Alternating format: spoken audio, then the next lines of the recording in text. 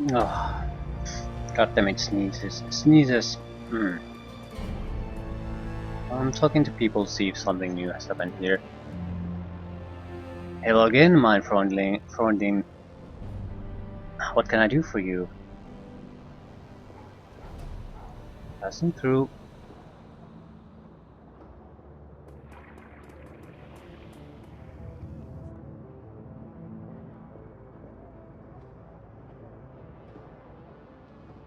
Okay, I understand they put you in charge of Monica's outfit. Looks like... Word travels fast around here. Hell, an old man farts and the kids across town complain of it. You need something from me? I'd like to hear more about you.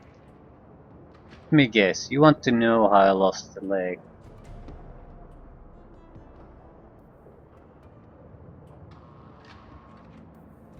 If you're offering, might as well hear it from me than one of those addle-brained kids running about. Lost the legs during the first Euro War, if you must know, in a bombing. Now, you need something else? Okay. How are people handling the loss of Monica? I think most are still in shock, but just you wait. They'll pass, and then the panic sets in. Few folks of any real discipline around here. Monica kept them calm by keeping them safe. Now that she's gone, they're going to start realizing what a heap of misery this blasted city can be.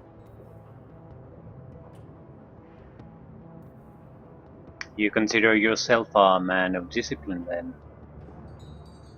More than most I've met. Surely enough to keep my head when the shit hits the fan. Really doesn't matter that much to me, but to the rest it's going to be a different story.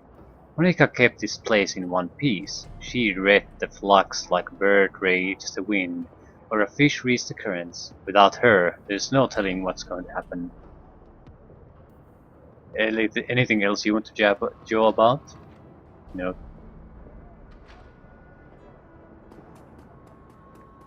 Mm.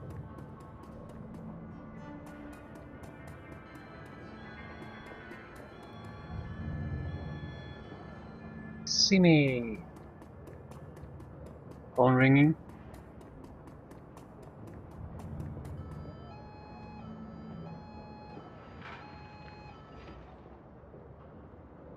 No. Probably nothing will happen anyway until I at least finish this current mission.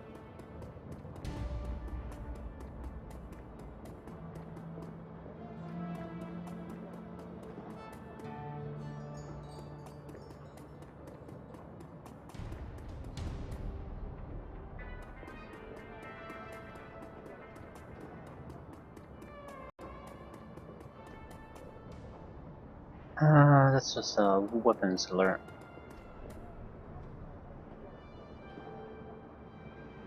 Show me the goods.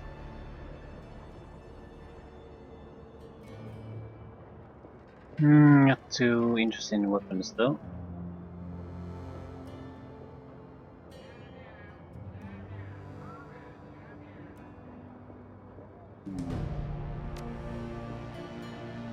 Erase Predator with a smart link.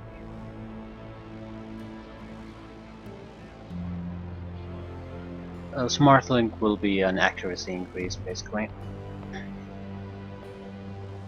Will require that you have the cybernetic check on in your head.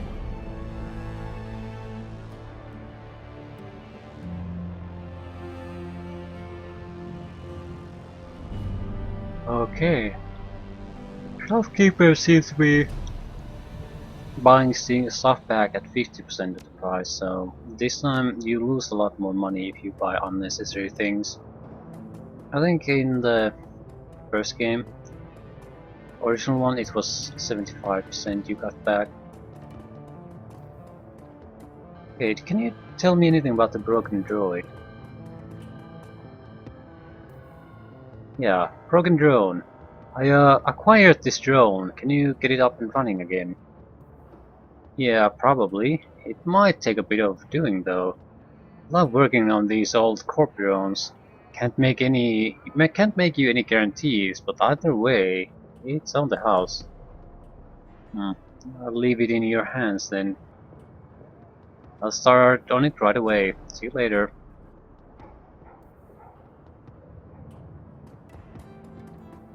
Anything else? How are you, Kami? She tips an invisible hat. Hey there, remember me from the cafe? Name's not Kami. Are you looking for something?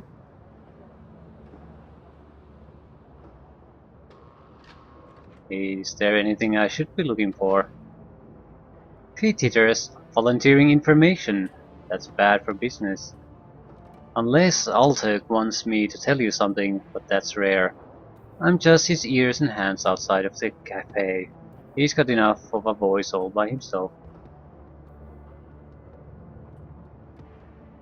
So what's the story between you and Altak? She grins and winks lasciviously at you. Never seen that word before. Lasciviously. Oh, surely you guessed.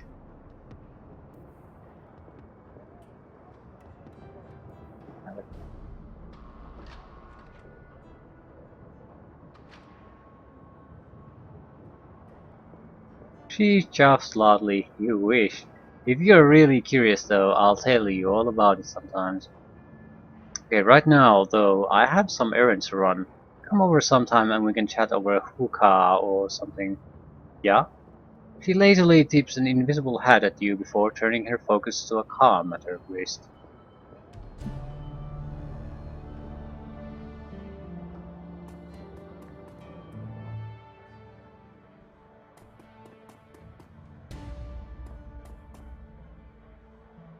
Blitz seems to have found a home for himself here at Cafe Cesva.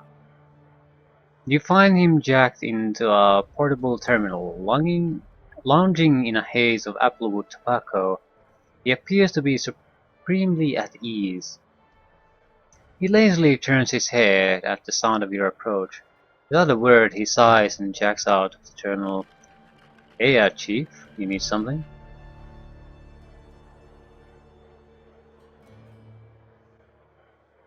Just checking in. You doing alright? His smile widens. Great, Chief. I'm doing just great. It's real nice to be able to wind down and relax for a change. No more worrying about this ganger or that ganger sneaking behind me and slipping a knife between my ribs. He slaps the table with a grin. He's a good change, Chief, I've gotta say.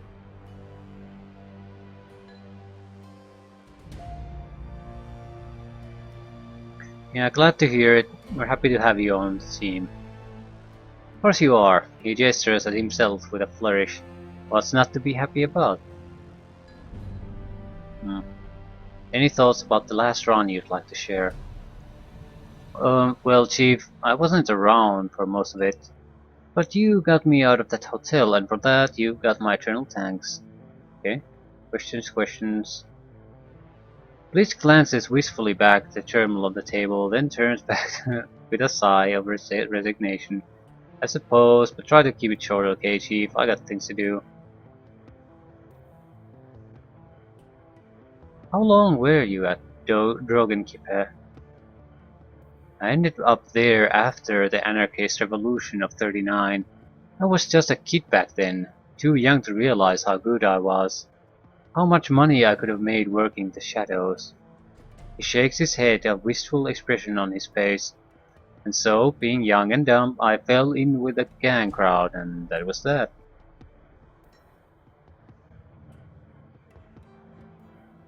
Okay, you were a member of a drug gang. Why should I trust you? Why wouldn't you, Chief? I mean, just look at me. He does his best to give you a winning smile. I'm a trustworthy guy. So tell me about the gang that you ran with. Well, I don't know all that much, Chief. I wasn't a member of a gang leadership or anything. I'm not really sure why you care either.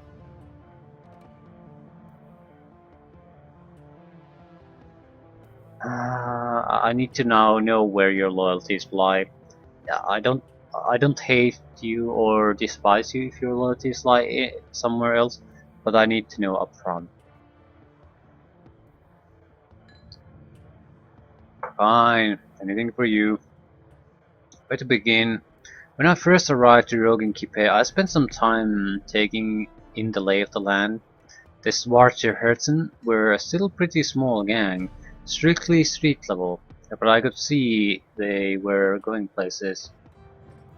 I did a little pro bono decking for their leader, a fat little dwarf named Dieter. Soon enough I was part of the family. For drug gang, the Schwarze Herzen were decent enough folks. I made a lot of money with them, helped them take the hotel in the first place. We had a lot of good years there. Then Dieter was killed in a firefight and our happy little family fell apart. Was that when the hotel got attacked?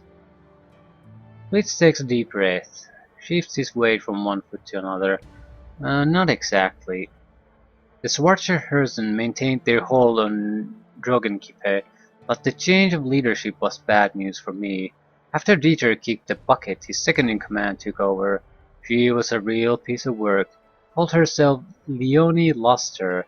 She had a vicious streak a mile long, and she was none too fond of me. Did she turn on you? Immediately. I don't know why. Maybe she felt threatened by my friendship with Dieter back before he ate the bullet. Maybe she was just jealous of my rugged good looks. Who the hell knows? The point is, she went after me vigorously. Within 24 hours of Dieter's death, I had a price on my head, and then the whole got taken over. So that's what you need to know about Schwarze Herzen. They were a great gang, a powerful gang. I helped to make them that way. And then they had a management turnover and everything went to hell. Nate rocks back to his feet, his hand in his pocket. That's it, end of story. Anything else you want to talk about? Wait a second, that isn't it. There are some pretty big holes in that story. Come on, boss. This is all ancient history. Wouldn't you rather talk about the future? The runs we're gonna go on? All the money we're gonna make? Let's tell me what happened between Luster putting the price on your head and the hotel getting attacked. Alrighty, fine, if that's what it takes you to make you happy. So I was in a bind, yeah right? The members of the Schwarzer Herzen who were loyal to Luster were all out of my blood, and none of the out for my blood, and none of the others were going to stick their necks out for me. The advantage of being ganger is protection in numbers. When those numbers turn against you, you've got to get creative if you want to stay alive. So what did you do? Blitz tapped the plastic of his data tag, but I had to. Master had declared war on me, so I retaliated, and I won. All without ever firing a shot. Yeah, that's not an answer. Ah, you won't be satisfied until I spell it out, will you? Okay, fine. I hacked into Luster's computer and sent all of her information to a rival organization. Remember Frank from the hotel? He was my liaison. They hit the Schwarzer Herzen and they hit him hard. Then they took the hotel, and then they took me. I'll admit that the plan backfired a little.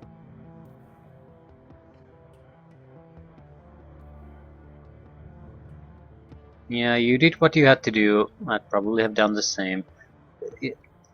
Uh, I don't. He's not really a traitor. And loyalties, I feel at least, don't extend to you sacrificing yourself without a fight for the benefit of others. You can choose to do that, but you have no obligation to do that. So I'd probably have done the same. Let's let out a sigh of relief. Thanks, Chief. I knew you'd understand. Now, if you don't mind, I'd like to get back to what I was doing. He gives you a lazy salute. We'll talk later, I'm sure. And Chief, glad to be a member of the team. Yeah, at least now we sort of understand. At least a little bit better.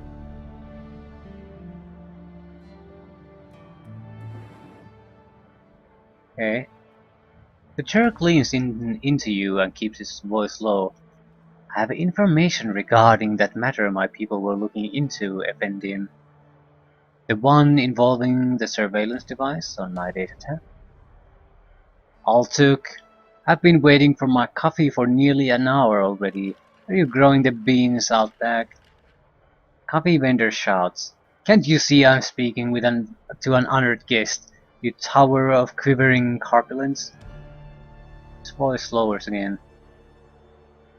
Now then, as I was saying, we were fortunate that you happened upon that surveillance tap when you did. The people on the other end were planning a very bad thing, to be sure. A very bad thing? Quite bad, yes. Monica Schaefer was an important member of this community, more than most were aware of. This keys was under her protection. You know how it is in the flux, Effendim.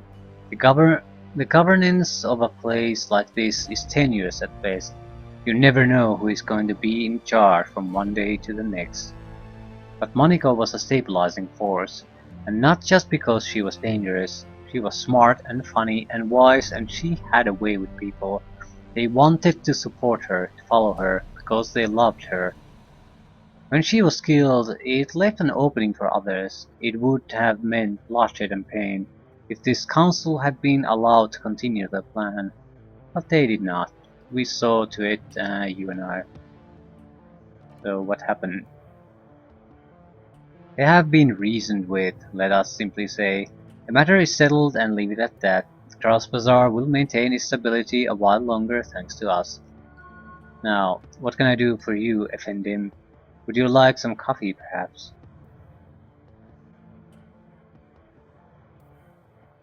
Coffee? As in real coffee, not soca? Yes, for individuals of refined taste, I offer genuine pink coffee from my native Turkey. The coffee owner looks you in the eye.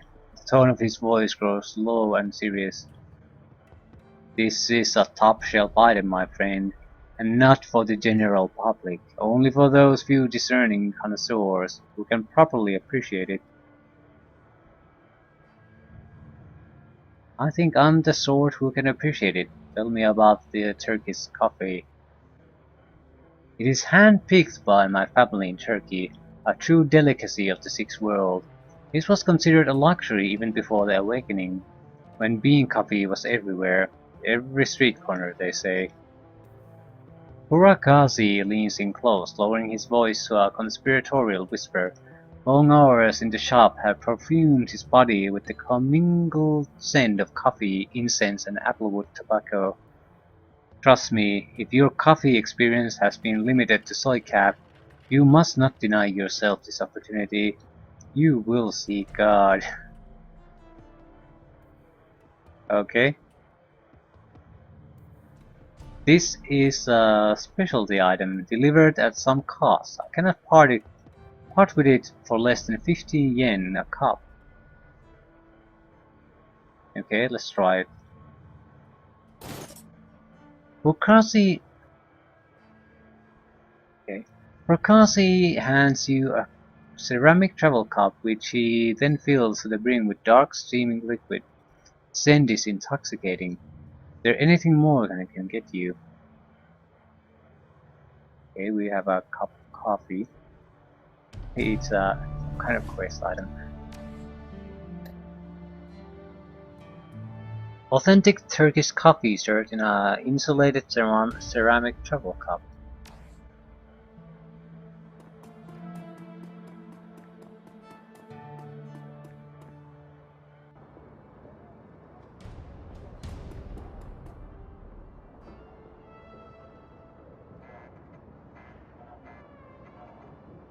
Kami looks up from her calm, idly blowing a gum bubble and quickly popping it. Hello again, I hear you've been busy. Exactly did you hear? Nothing too serious, just that you've got a lot of work. I do too, which is nice. Hmm. Why did you fall in with this line of work? Well, you know, Altuk always says, if you do not spy, how will you know who's boss? She waves her hand as though to excuse her poor memory. Or something like that. Yeah, I'm just a kid, what do I know? Yeah, intel is important, but that should be a lesson for when you're older, don't you think?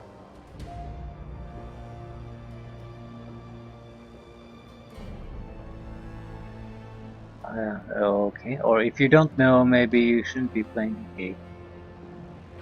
Hmm. Let's go with the intel is important.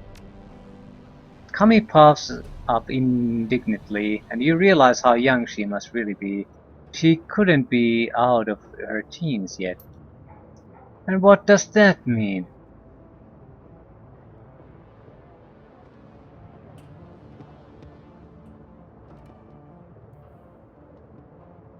Well, it's just that there's probably some stories that are hard to hear at your age, maybe.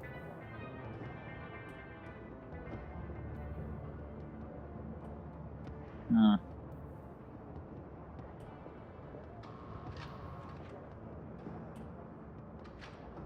Hmm. Oh, maybe I shouldn't complain about lack of street smart since I probably don't have that either.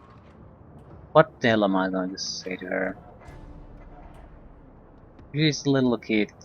She's gonna get upset if I call her a kid, which she is.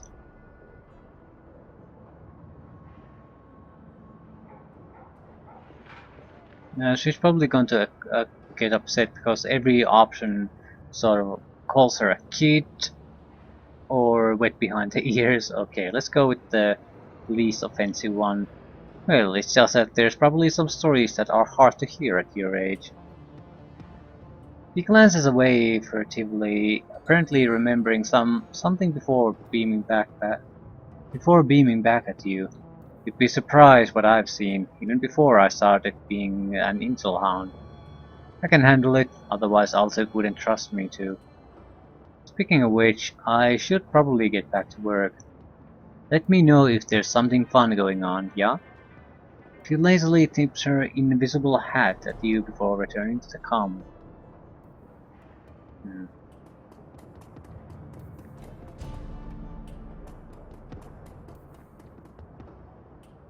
Okay, let's go. Let's go to the base, see what's going on there.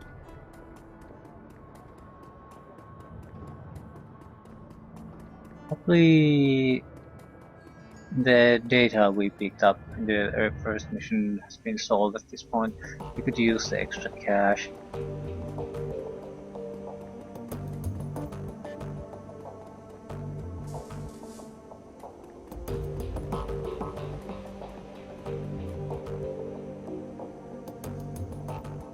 You look down to see a pair of bright eyes set into a scruffy face looking back at you. Dante, Monica's old dog.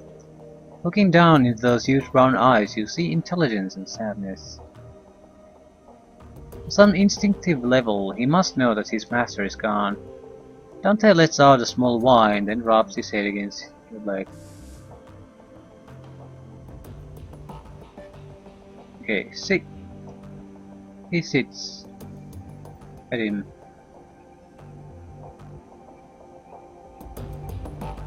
Okay.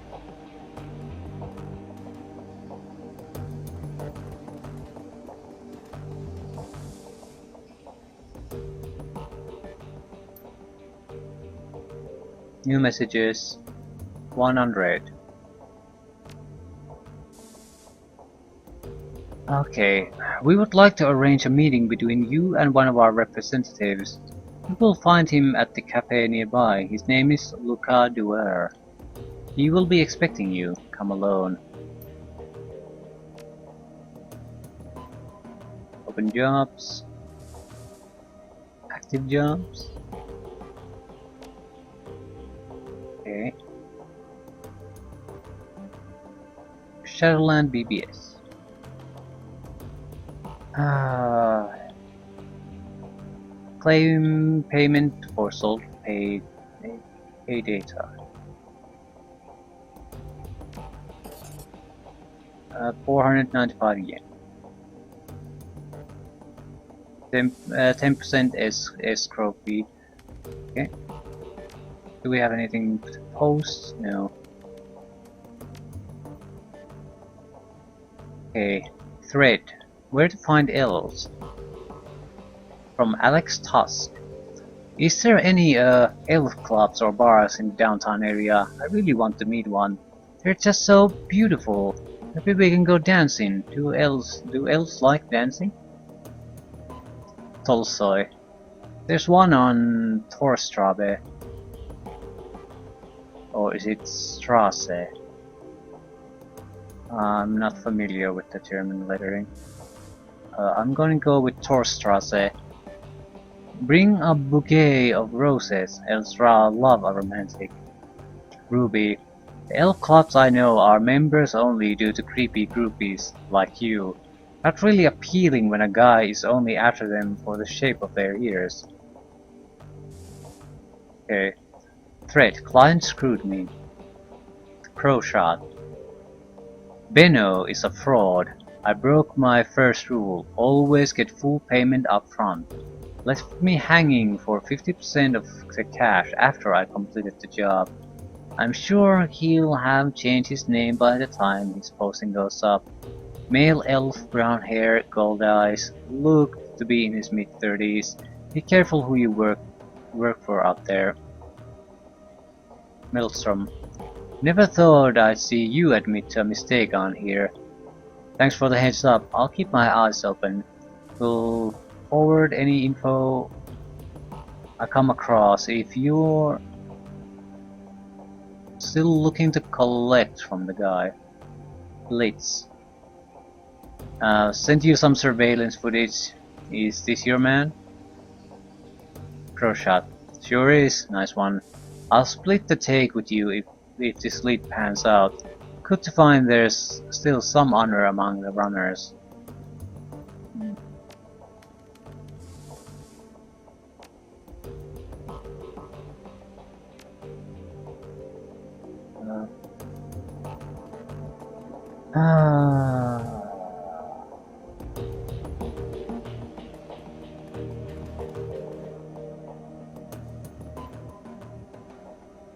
Are you holding up?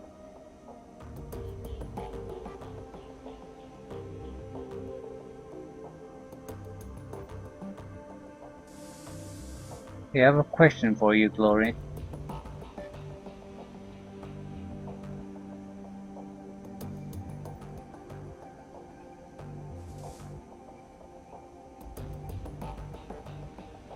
Yeah, I understand, but I still need to talk to you.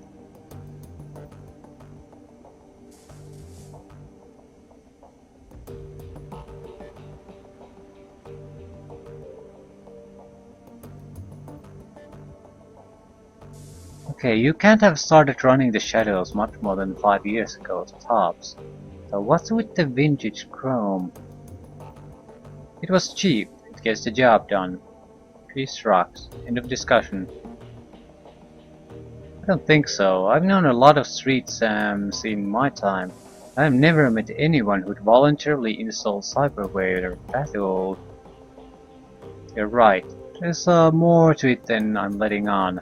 I'm not interested in talking about it. I can't help but notice you seem guarded, withdrawn. That's my problem and none of your concerns. If whatever happened to you has impaired your ability to trust me, then it's my concern. Come on, Glory, talk to me. Trust is earned, and I don't know you yet. Maybe later, when we've got to know one another better, we can talk. For now, I'd prefer if you dropped it.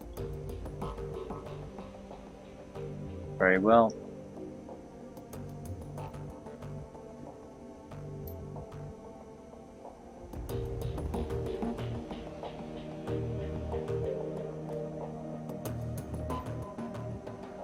Agar turns to face you.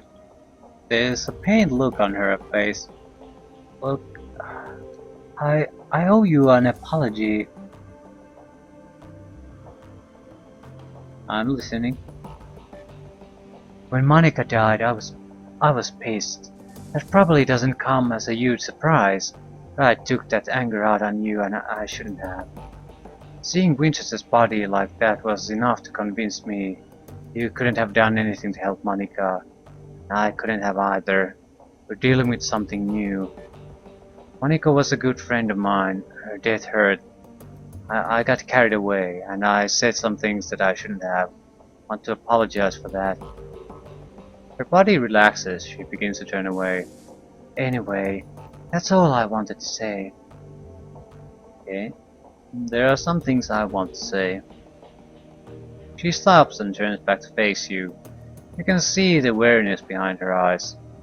Go ahead, nobody's stopping you.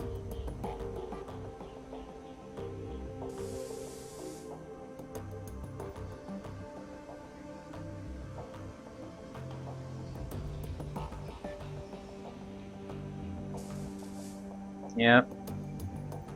You're a valued member of the team, Iger. We need you now more than ever, and I'm glad that you're on my side. She raises a hand to stop you. The expression on her face has gone from cautious to annoyed. Cut the bullshit, fearless leader. I don't respond well to flattery.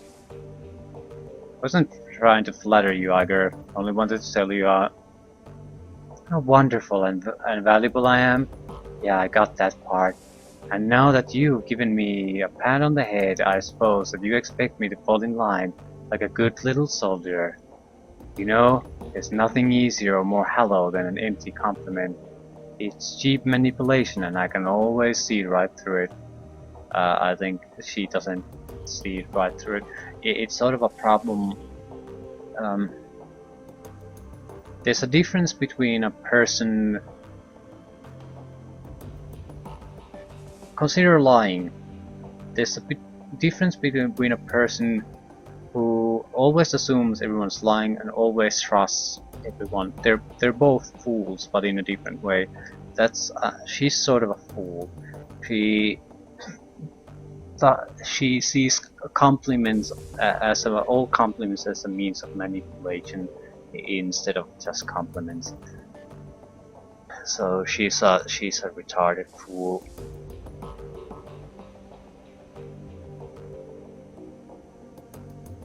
She's one of the only warriors we have on the team. I don't see why she can't accept that she is a soldier.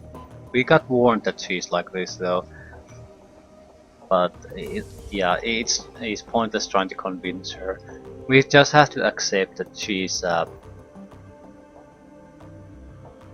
she will never have any kind of proper perspective. She's going to be how she is, and we'll just have to manipulate her because she doesn't respond well to being serious or straightforward. So we'll have to play her game in order to manipulate her, which is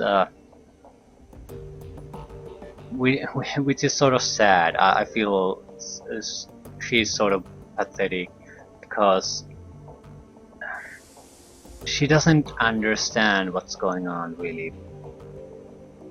So in an effort to sort of try to be immune to all those manipulation attempts, she's making herself really easy to be manipulated. Because she can't really distinguish when it's genuine and when it's not.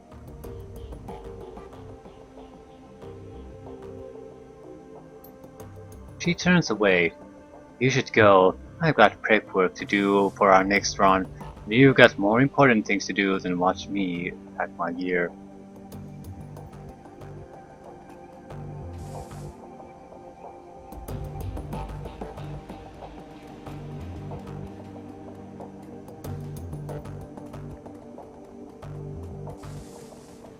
We'll have to build some kind of combat capability outside her. There's a good chance she won't stay with us for long, or at least until the end. She's incompatible, and I'm not sure I want to play the game needed to keep her happy. Basically treating her like, acting like she acts toward people. because that's the only thing she respects, but she's just being an ass.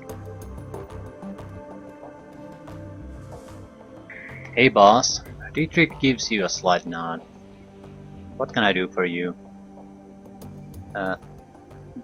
Sniper woman is basically like a stupid soldier stereotype. And why political leaders could easily manipulate and throw away those lies, because that's what they're there for. They're not that valuable. They're easily manipulated by their codes of honor or how they respect people. It's easy to use people like that.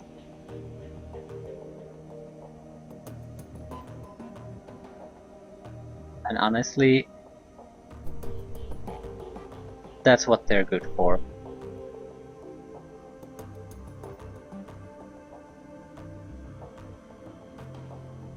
Okay, how are you holding up? You seem to take Monica's death harder than the others did. Dietrich shakes his head, a wistful expression on his face. Nah, no harder. I'm less buttoned up than the others are. Tigers never let herself show any weakness. Glory, well, she's too full of chrome to feel much of anything. He shrugs. Me, I don't give a damn. I spent too much of my life putting on a show for others already. And if Dietrich sort of has the healthiest mindset, he's just open. And that's it.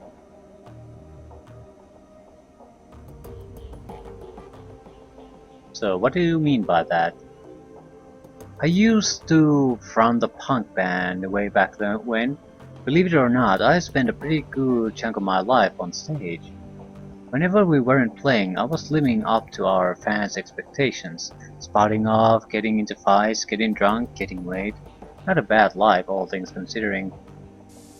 Wait a second, you can sing? He regards you with a critical eye. I was the front man of a punk band, boss. Fuck no, I can't sing. He grins, but I wasn't half bad at riling up a crowd.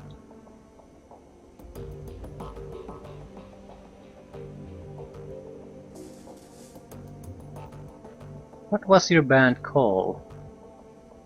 Oh, I doubt it, boss. You've never heard about it. We never really got any airplay. Yeah. Since when did airplay have anything to do with good music? Fair point, boss. Alright, I'll tell you. The band was called Messerkampf, spelled just like it sounds, in big capital letters with an exclamation point. We weren't a big act or anything. We sold a few records here and there, toured around Europe. Same story you'll hear from a bunch of other washed up old relics, I'm sure. We had a decent following in England, and we holed up in London from 31 to 36. Spent most of our time slumming it around the East End and picked up enough Cockney to irritate the folks back home. He shakes his head. Truth be told, that whole chapter of my life is a bit of a blur. We didn't do it for the fans, or the fame, and we sure shit didn't care about the money. All that mattered to us was staying young and drunk and angry. He takes a moment to examine his gnarled hands, a sad smile on his face. We managed the second to... Yeah, good God, where has the time gone? Dietrich shakes himself from his reverie and looks back at you. That familiar easy grin returns to his face. Well, anyway, boss, anything ends eventually. Everything ends eventually, and I washed my hands of all that years ago. So let's change the subject, if you don't mind. So how did you go from fronting a band to running the Shadows? Wasn't as big a leap as you'd think. I already had a healthy disrespect for authority, and I had the magic to back it up. One nice thing about shamanism, as long as you keep your idol happy, it doesn't matter what else you do.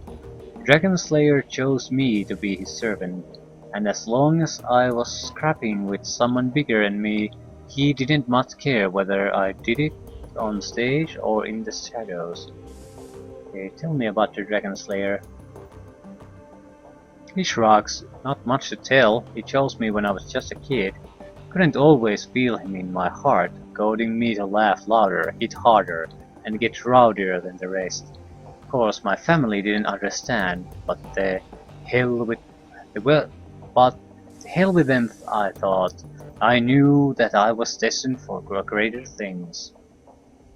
So I listened to him, and I cracked the skulls of a lot of bad people. He saw this, and he was pleased, and rewarded me with magic, and I used that magic to crack bigger and thicker skulls, and so on. He shrugs. It's a simple life, but a good one.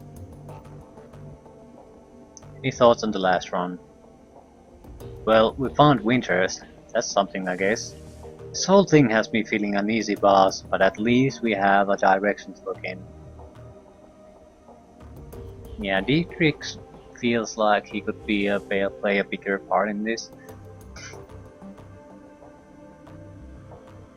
And he's an old man, so maybe he's some kind of sacrificial lamb we're going to use at some point. Destiny and all that shit. Okay, let's report back, see what we can figure out from our situation again. Amsel's expression is harder than you've seen before. When he speaks, his voice is grim. Iger told me of Green Winters' death. She said that he died the same manner as Monica did.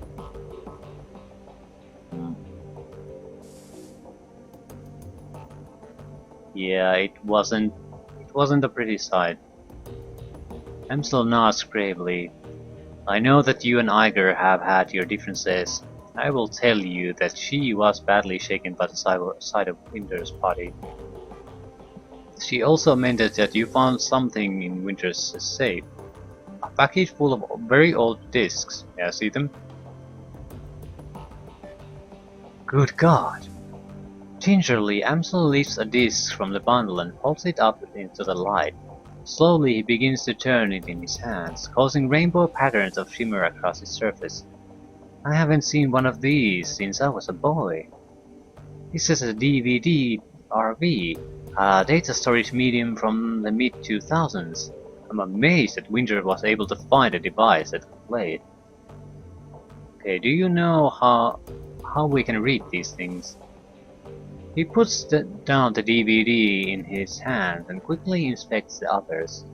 The first disc that I looked at might be readable, the others are damaged, some severely so. I have my doubts about them. For now, let's concentrate on the undamaged disc.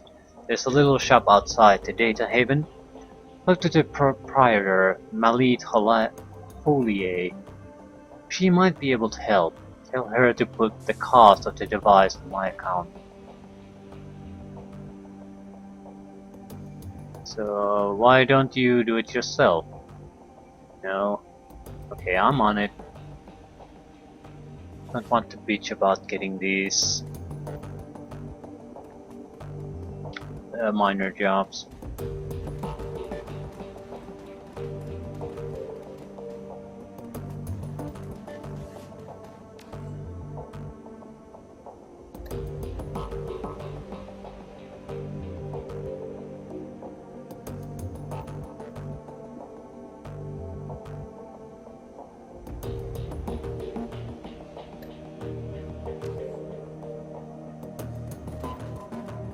We have to go to a drug manufacturer. We got the recipes for a few new drugs. Maybe we can get something out of them.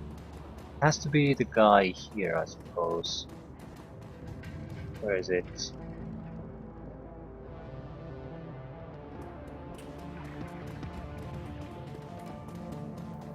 Zack Flash.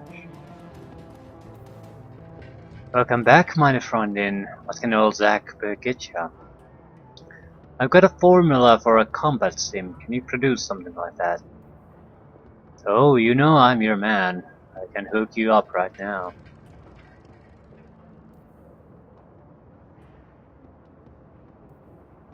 Yeah, we can buy jazz now.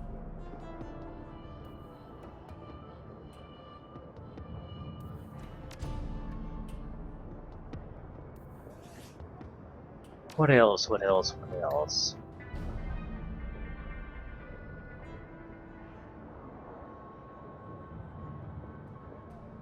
Turkish coffee. What the fudge am I gonna do with Turkish coffee?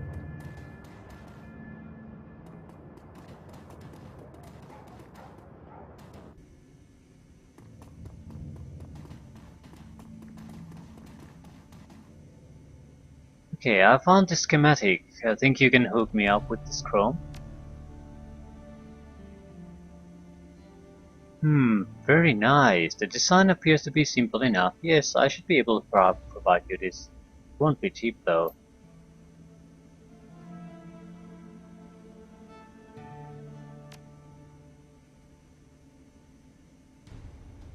Near 2000.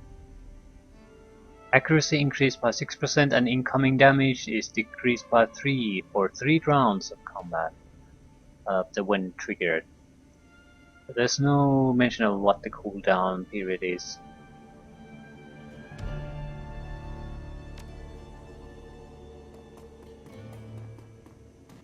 Still, who wants the coffee?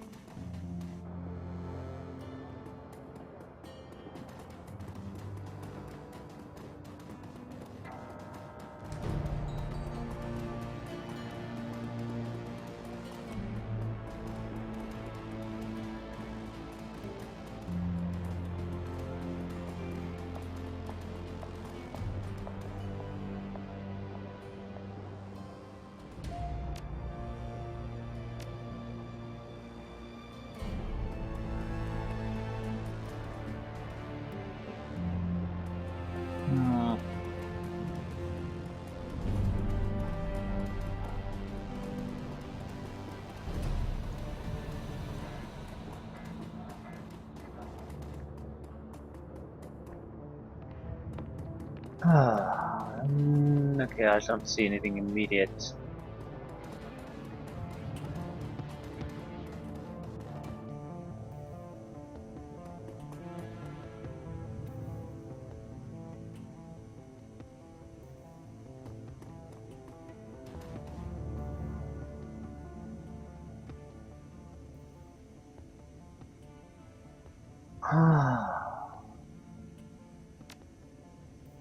Doesn't appear to be of anything interesting here.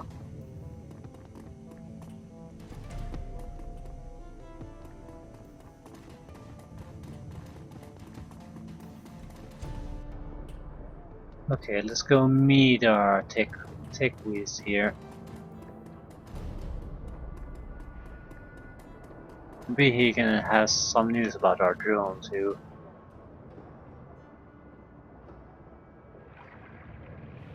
Got the drone fixed. These things, they take time. I'm making progress though. Give me a little more. Okay, I'm looking for something that can play back DVD RV. Really? That is old tech. Very old, in fact. Just a moment, I will go look. She turns to rummage through a bin of obsolete components at the back of her stall. Ah yes, here we are. The dwarf wrestles a mid-sized flat-screen display out of the bin. The display has old enough hookups to connect to our DVD player. RCA, you know, vintage. The player itself, though, this I do not have. You may wish to try your luck down at the junkyard. There's a scavenger there, a primitive man with a crude disposition. If anyone here in the cruise bazaar can help you find your DVD player, he can. He will almost certainly attempt to overcharge you for it. She takes a deep breath and smiles up at you. But you are not here for gossip. Shall we conclude our business? I could give you the display for, say, 200 yen. Paul Amsel said to charge it to his account. Ah, very well. I will have it packaged up and delivered to her Amsel straight away. Best of luck finding your DVD reader. She will.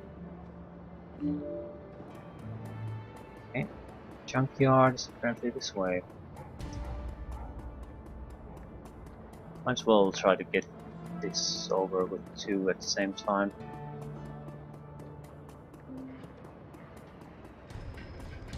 No, that's not junkyard. Ooh, this is the junkyard. Shruti.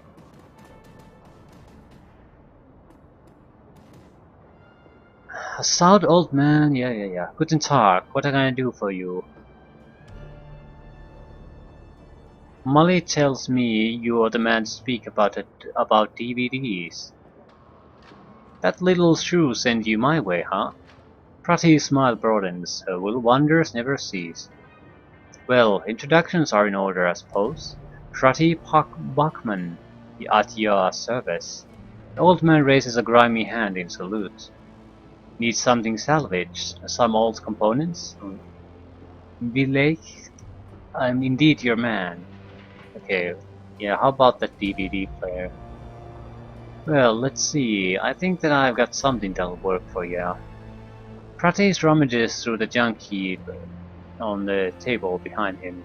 A few seconds later, he snatches a battered plastic lozenge shaped from the pile. Ah, here you go. An old Korean player that I dug up last week. 2010 model. A real beauty. Pratis' smile broadens and he gives you a conspiratorial wink. I fixed her up and got her running. Without any discs to read, I've mostly been using her as a paperweight. It sounds like what I'm looking for. How much do you want for it? Trotty glances back to the DVD player, a rueful expression on his face. Well, I'll admit I'm a little loath to part with her. There's plenty of old folks out there who'd really appreciate an old player such as this. I don't know what your intentions are for it. I suppose, given the time and trouble I took putting her back together, be willing to part with it for, say... Trotty eyes dart over your gear, a calculated expression on his face. About 500 yen? Yeah, that's too much.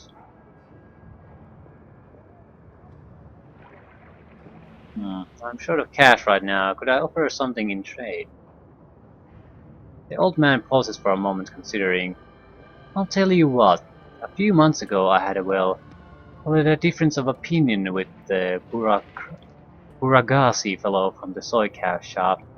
He hasn't let me into his establishment since, and I'd sell my mother for a decent cup of coffee. You get me a cup of Turkish coffee, the real stuff, not the fake junk. I'll give you the DVD player. Sounds like a deal. It's a deal. Shruti gratefully accepts the coffee, and snaps the lid back and inhales deeply, wiggling his mustache as he processes the scent. Yeah, that's the real stuff, alright. Shruti gingerly picks up the ancient device from the table and presses it into your hands. The plastic is scuffed and worn, and it rattles a bit when you move it. Give her some good use, okay? Well, I don't care what the Turk thinks about this, I say 500 yen. I'm not really a big coffee drinker either, so...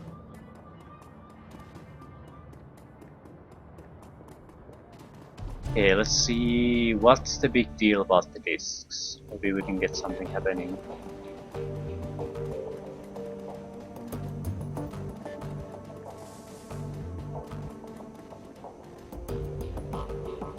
It seems that Amsel has assembled a team in your absence. They stand in a group around an old display that you had Mali deliver. On their faces you can see excitement and apprehension, curiosity and dread. Outmay, have you procured a DVD reader? I have, it's right here. Good, this should only take me a moment. Amsel disappears behind the ancient display. After a few minutes of fiddling with the battered inputs, he reappears, a satisfied look on his face. Everything appears to be functional, the disc should be ready to play. Well, don't keep us in suspense, start the damn thing already. Aunt May went to the trouble of fetching everything. Let her do the honors. Amsel steps back, clearing a path for you to access the antique machine.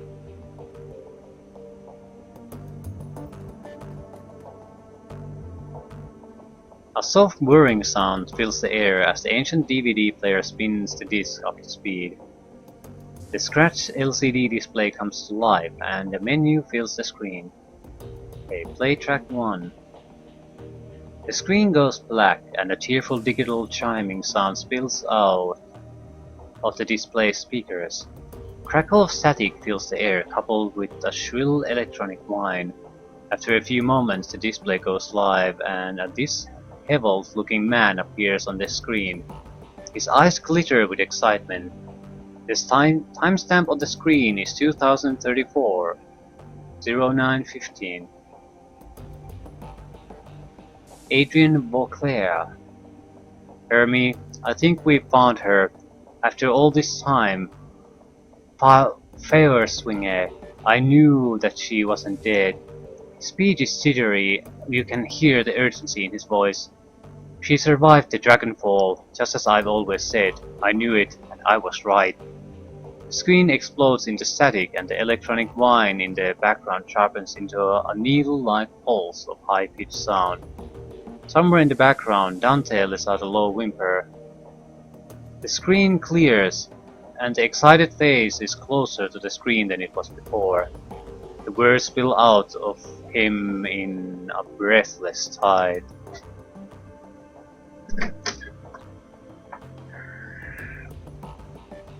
Taking a team into the Sox to retrieve her. The radiation be damned. We will take appropriate precautions, of course, but we must go. Hermie, I think that the body may be nearby as well. Somehow she has survived for all this time. The screen explodes into static again, then clears. The figure flickers across the screen. May not be back for some time. Look after Mom, okay? I'll worry about her. Hermie, stay safe out there. I know that things are heating up in Berlin, and I know you are. And I know you. Soon in protest, civil uprising, you'll be in the middle of it, I'm sure. Just stay safe, alright, and I'll do my best to do the same. I don't know what's going to happen when I step into the Sox. But I know one thing. If the Fire Wing is still a danger, I will put an end to her, once and for all.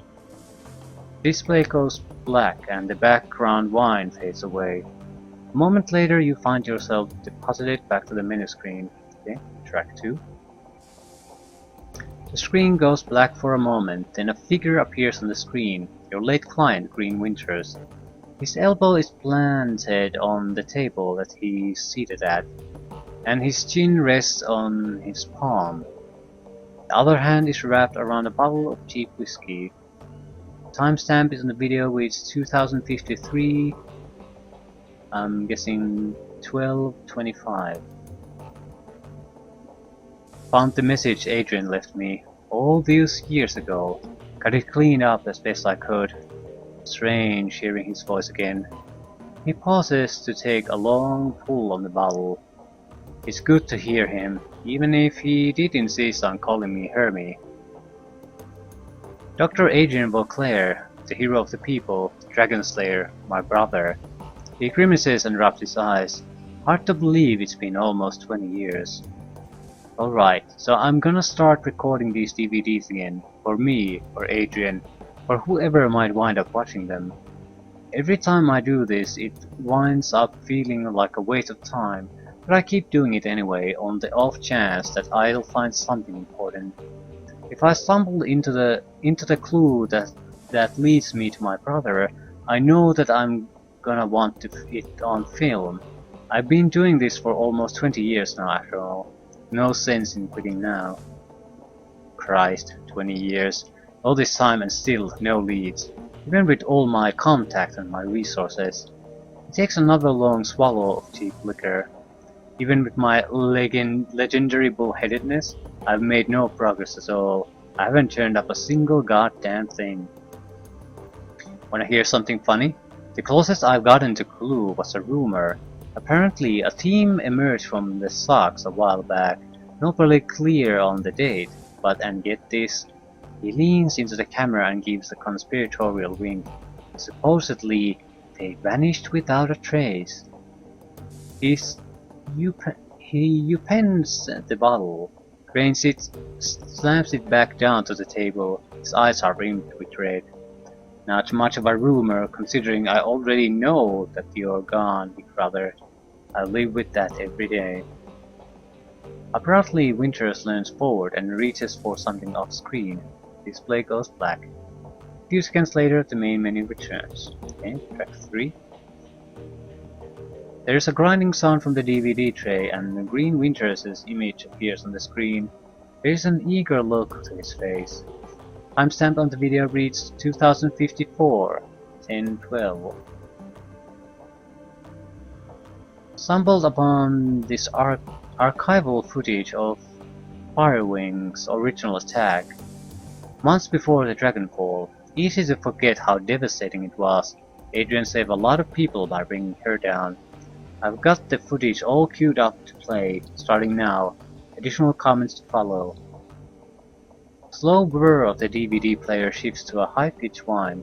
A distorted, wavering image blooms into being on the screen. A timestamp on the upper right corner of the screen marks the date, July 6, 2012. It's difficult to make out what we are seeing at first. The scene is dark and smoky, and the telltale flashes of emergency vehicle lights flicker on the periphery of the screen. The camera pushes in, and you can make out two figures standing in a ruined landscape. All at once, the sounds cuts in. Reporter. Again, for those of you just joining in, we are coming to you live from Stolberg. A few hours ago, a dragon Firewing launched an unprovoked attack on the Sleepy Hearts mountain town, and you can see the results behind me: fire, ashes, and blood. We are joined tonight by a survivor of this latest and most horrifying attack. The reporter turns to face a pale man standing behind him. Sir, I understand that you've been through a terrible ordeal. Thanks for taking the time to speak with us tonight. The camera switches focus to a middle-aged man with a haunted look in his eyes. He stammers out a reply. Yes, of course. If you could, sir, could you please tell the people at home about your experience of the attack? It was horrible. Just pure chaos. So many people are dead. People I knew, roasted alive, or trampled to death trying to escape. My own house was burned to the ground during the attack. My family, we have nothing now. You all made it through the attack though. Your wife, your kids? Yeah, we all made it, thank God. We rode out the attack in a small shelter, me, my wife, and our two daughters. The shelter, it protected us, but the heat was just unbearable. We couldn't have stayed in there much longer than we did. How long were you holed up in there? 3, maybe 4 hours? I don't know. We just stayed inside until the heat died down and the screaming stopped. And what happened after that? When it was over, you know, when the air cooled down, the reporter nods and the man continues. We step outside. There was nothing left, just smoldering wreckage and this dense cloud of black oily smoke. The stench of the air, God, that smell. Smelled like roasting meat. There's a long pause from the tortured look on his face. You can tell that the man is struggling to decide whether or not to continue speaking. Eventually he does. My girls, they found what was left of their nanny outside. Her body, what was left of it, was slumped against the shelter door. I kept telling myself that I couldn't hear her pounding to get in, but that isn't true. I could. I just couldn't bring myself to open that door. I couldn't risk my family like that. Not for her, not for anyone. Thank you, sir, for taking the time to speak with us. Yeah. You heard it here, an absolutely chilling account of tonight's attack. Again, the town of Stolberg has been reduced to ash, another victim of Firewing. Stay with us for more up to the minute reporting on Firewing's reign of terror. Green Winter's face appears on the screen. Okay, it's time for a new approach. Adrian is a complete dead end. That much is pretty clear by now, so I'm gonna do some digging on Firewing instead. Let's see where this goes. Screen upper, yeah. Next track. This is from 2054. 1031. Well, that was a bust. Little progress on Firewing either. He shakes his head. I don't know, it's weird. The information is there, it's just wrong somehow. It's too well laid out, too simple. Real life is messy, and this feels just a little too neat. That's not the only thing that's nagging at me. I'm getting that tingly feeling all up and down the back of my neck again. It feels like I'm being tracked. I'm no magic hotshot like Clockwork or Schaefer, but I'm good enough to know when someone's on my scent. Gotta install some new security measures, can't be too careful. Winter's image disappears. The display goes black. Okay, 2 tracks left. This is from 2054, 1109. Oh, it looks a bit worse. Christ, I'm getting too close to something. There's a trail of bodies, and there have been disappearances. Clockwork, Martian, Peregrine, they've all disappeared within the past few years. Clockwork just went AWOL yesterday, and they were all making the same sorts of inquiries about Firewing that I've been. There are ghost stories spreading around the Decker community, stories about Deckers disappearing and then showing up again later, but wrong somehow. Scary stuff. I'm starting to think that it's true. Fitz leans in to whisper to you.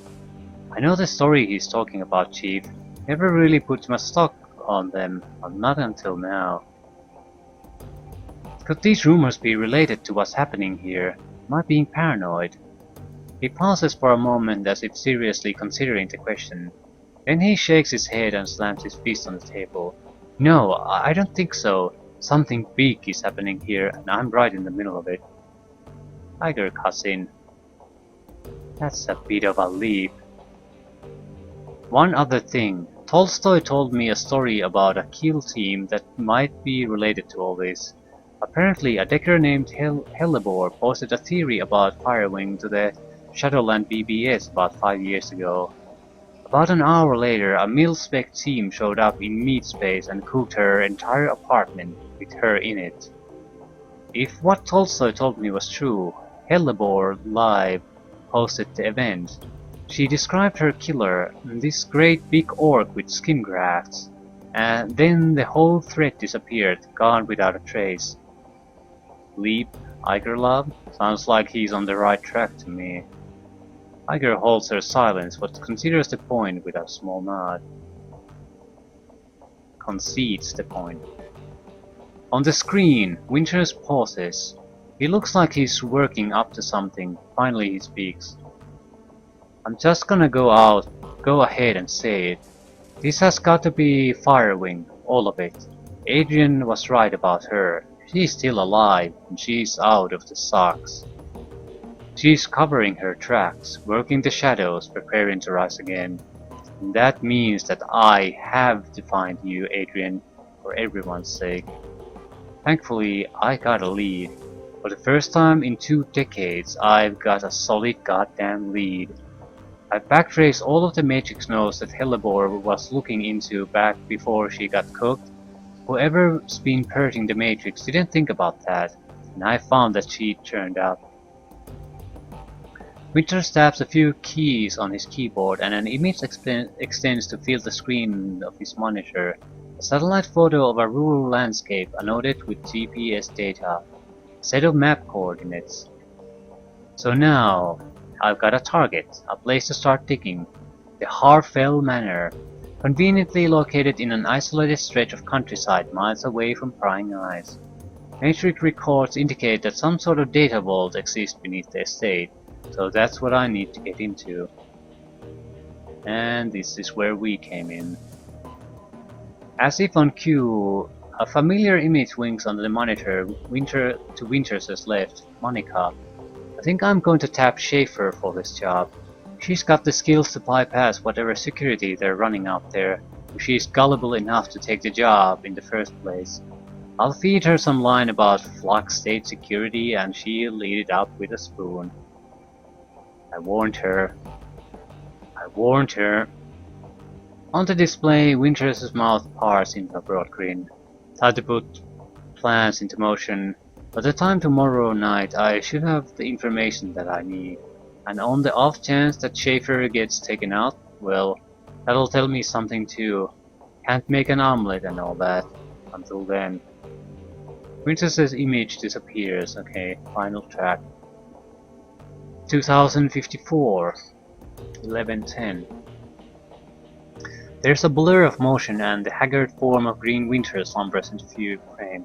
Suspicions confirmed. Schaefer dead. Christ. Winters reaches a shaking hand of camera. A moment later it returns clutching a sheet of plastic drinking glass. He gulps something down, wipes his mouth and the back of his hand and takes a deep breath. Okay. Back up, slow down, start from the beginning. Winters closes his eyes and makes a visible effort to calm himself. When he speaks again, his voice is steady. Got the call from my contact in the Kraus Bazaar. Schaefer killed on the estate run.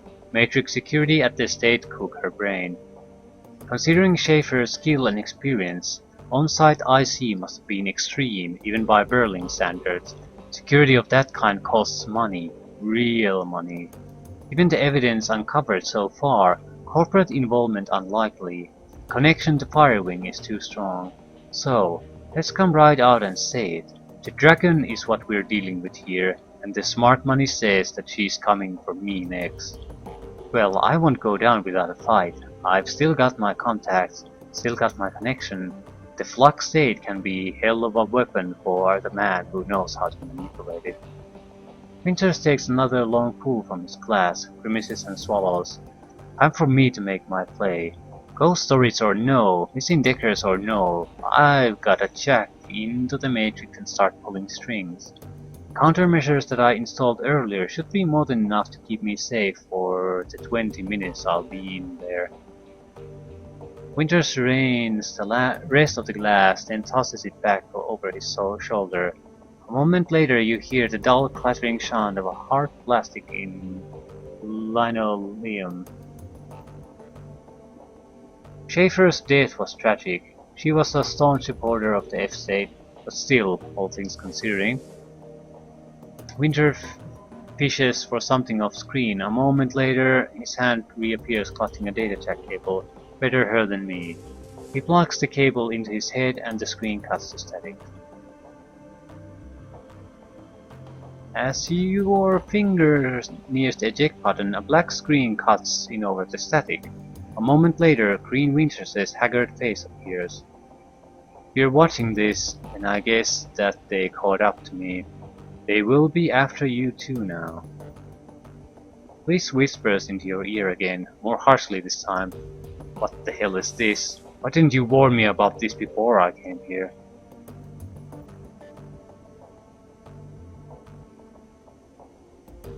We didn't know. Not exactly. Not exactly? I didn't come here to get hunted by a dragon. I'm not even a part of this. You are now, whether you like it or not. So quiet down and stop bothering her. Whoever you are, whatever you think you're after, you need to find Dr. Adrian Beauclair. Not because he's my brother, because if Firewing is rising again, he's the only one who can stop her. You've seen what happens to people who get too close to this. I'm dead, a dozen of others have died. You'll be next unless you can find Adrian. The screen cuts back to static, the message is over. DVD tray slides out of the reader.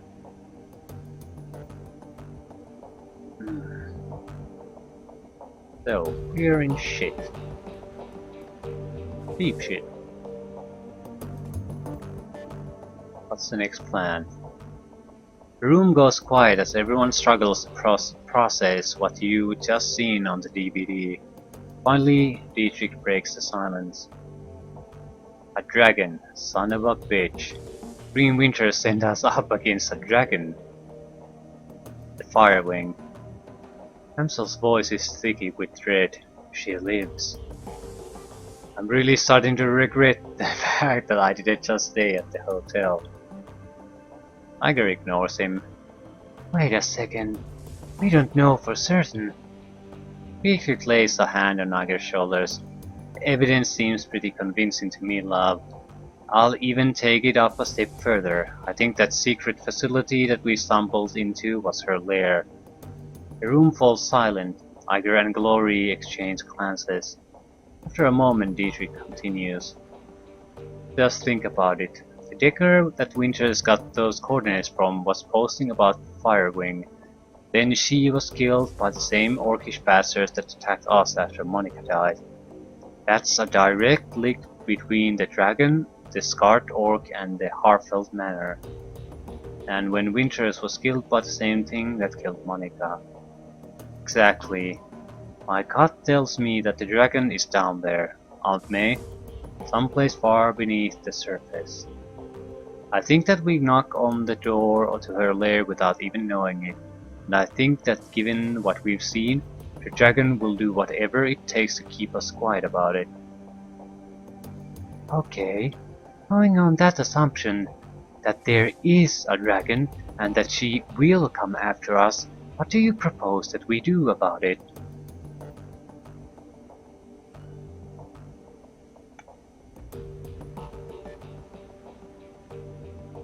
Yeah, we'll go back there, kill the dragon, problem solved. Okay. Yeah, that won't work. Anyone have any suggestions? You can't be a leader and always just keep asking others what to do next. Okay, I'll tell you what we're going to do. We're going to follow Winter's advice. We're going to find Beauclair. Yes, Aunt May is right. Finding Dr. Beauclair should be our priority. If we're going up against a dragon, we need to find ourselves a dragon slayer. Winter has spent 20 years searching for Beauclair, and it got him nowhere. How do you propose that we find him? She's definitely right. That's my worry too. We need to have something that he didn't have. With the help of an information broker.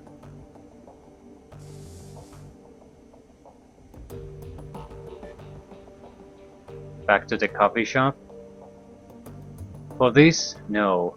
While her Buragazi is very capable, a task of this magnitude is beyond him.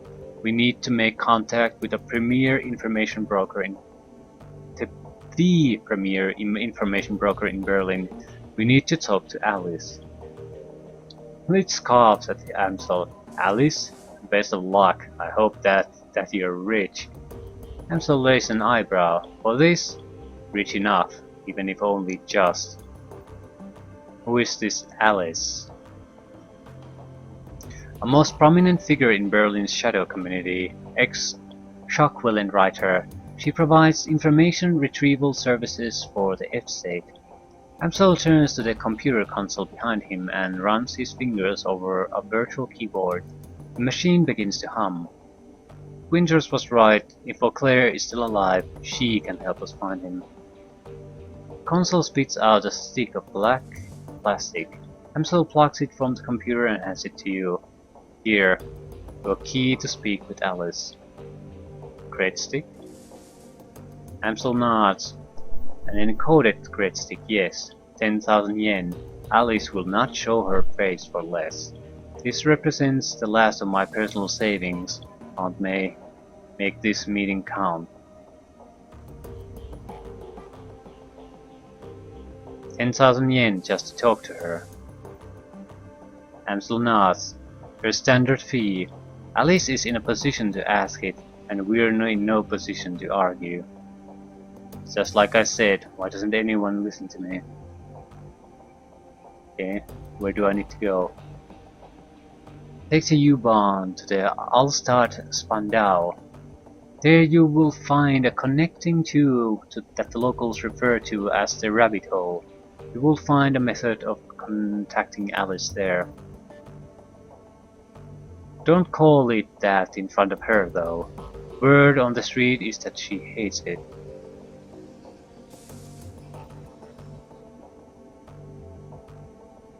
Please hurry. While you're out, I will work on acquiring new contacts for the team. Alice is the best there is at what she does, and her services carry a price tag to match. Amsel's is encoded crest stick. Take the U-Bahn to meet Alice. We could use a better drone right about now. Could use a lot of things.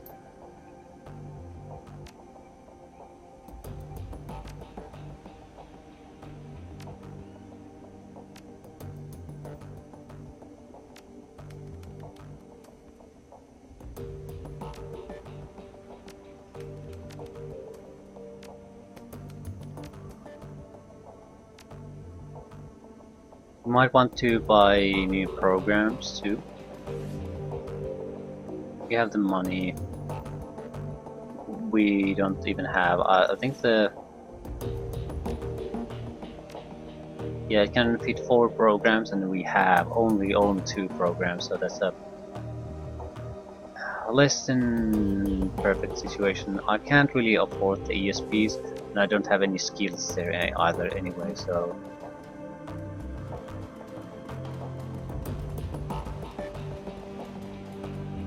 They allow me to do better combat, but the downside is that they raise the alert level of a system. Considering how this game seems at the moment, I think I have to invest more in hacking if I want to make it.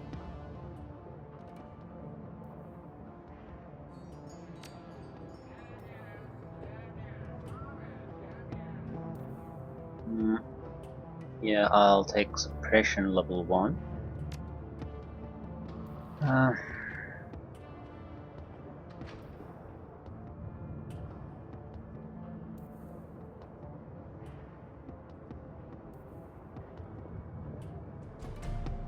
Yeah, the programs are fairly expensive.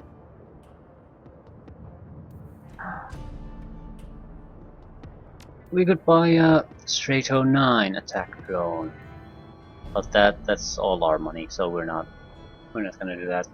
You can medical drone.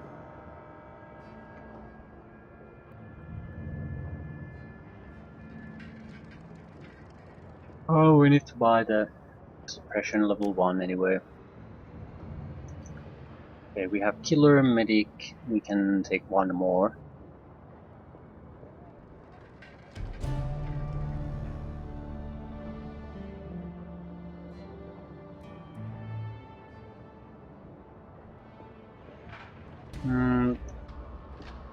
Let's go with blaster.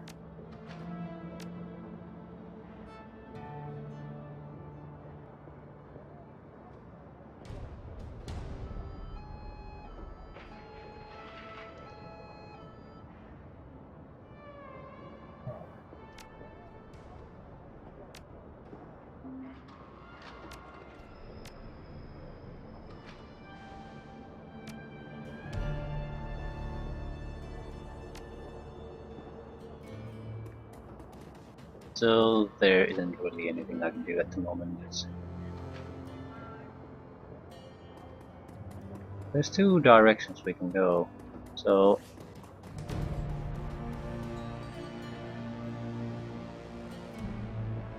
discuss your findings with Amsel.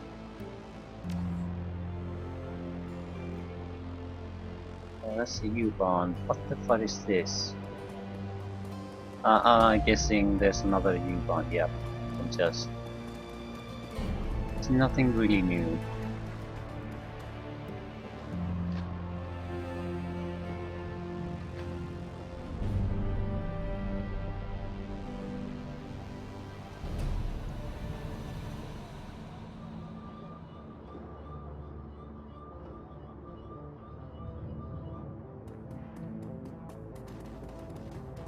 Wondering if I should invest in charisma skills.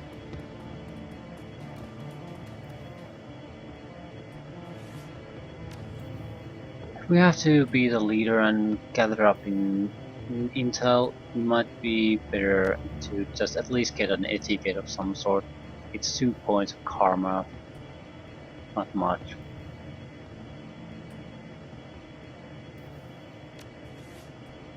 It'll either buy information, easy access to information, or alternatively more cash.